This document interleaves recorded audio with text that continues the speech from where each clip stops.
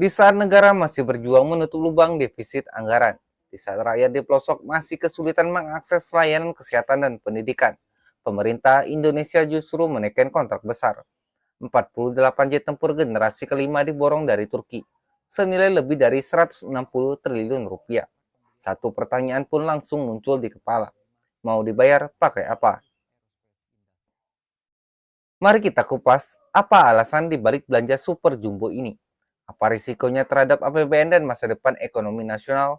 Dan benarkah ini keputusan yang tepat? Atau justru pertaruhan yang bisa membuat Indonesia terjebak dalam krisis berkepanjangan?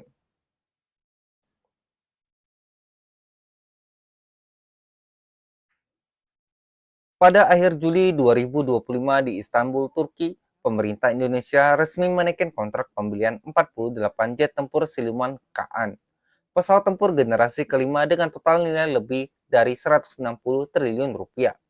Kontrak ini disebut sebagai kelanjutan dari kesepakatan yang ditandatangani di Jakarta Juni lalu, yang bahkan disaksikan langsung oleh Presiden Prabowo.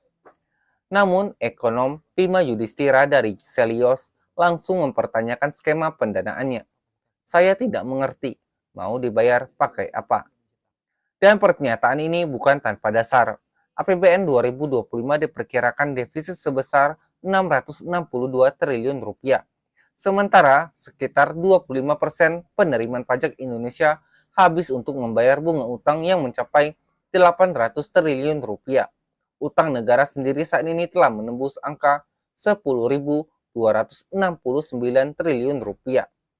Jika belanja jet tempur ini dibiayai dari APBN yang sudah menggap-menggap, maka resikonya adalah pemangkasan anggaran untuk sektor-sektor vital seperti pendidikan, kesehatan, hingga perlindungan sosial. Sebagai perbandingan, anggaran abadi pendidikan LPDP 154 triliun rupiah, anggaran perlindungan sosial 2025 504,7 triliun rupiah, dan pembelian jet KAN lebih dari 160 triliun rupiah. Artinya, uang yang dipakai untuk membeli pesawat bisa menutupi setahun program beasiswa LPDP atau membantu puluhan juta rakyat miskin lewat bantuan sosial.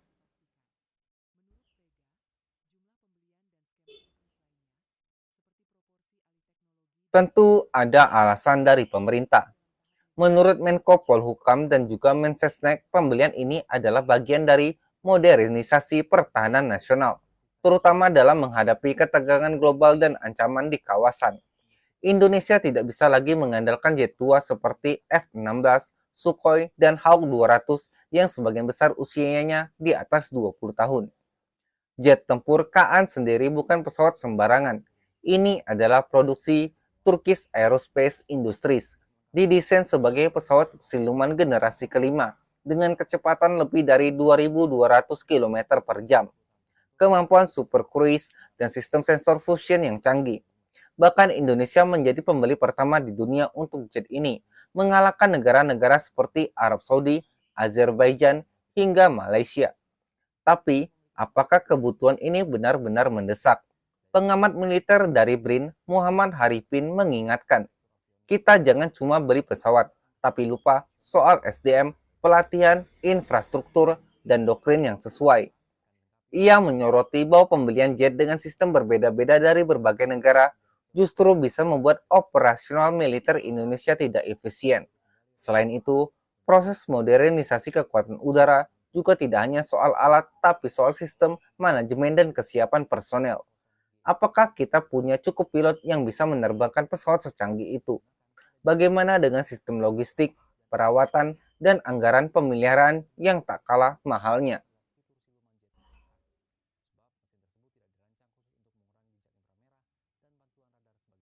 Di atas kertas, pembelian jet Kaan memiliki sejumlah potensi keuntungan, seperti alih teknologi dengan Turki, perakitan sebagian di Indonesia oleh PT Dirgantara Indonesia, pembangunan pusat pelatihan dan MRO, maintenance, repair, overhaul oleh PT Republik Aero Dirgantara, kemitraan dengan industri pertahanan lokal untuk memperkuat kemandirian militer.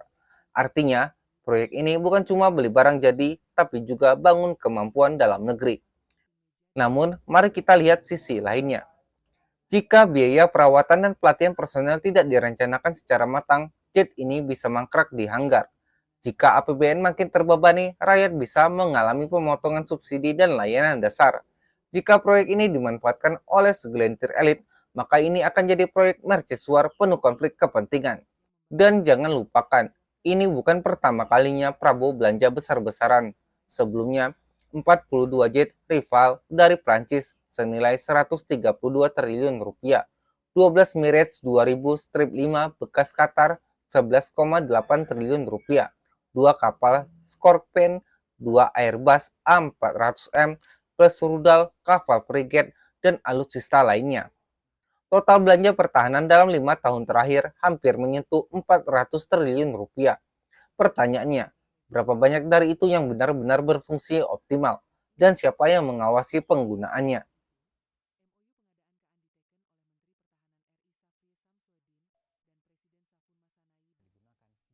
Sebagian pengamat seperti Hairul Fahmi dari ISESS tetap percaya bahwa ini adalah langkah tepat, strategis, rasional, dan penuh perhitungan.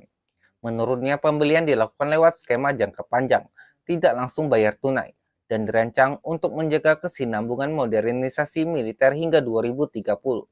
Tapi, resiko kegagalan bukan karena niat, melainkan karena pelaksanaan yang buruk.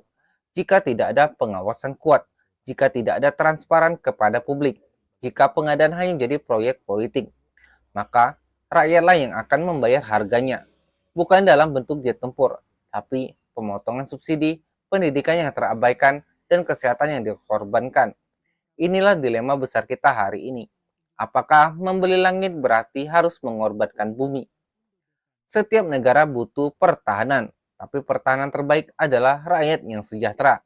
Jika kamu merasa pembelian jet tempur ini harus dikawal dengan ketat, jika kamu peduli bahwa uang rakyat tidak boleh dipakai sembarangan, jika kamu ingin pemerintah lebih terbuka dan adil dalam mengatur prioritas, bagikan video ini, tulis pendapatmu di kolom komentar, dan subscribe untuk terus bersama kita mengawasi arah negeri ini.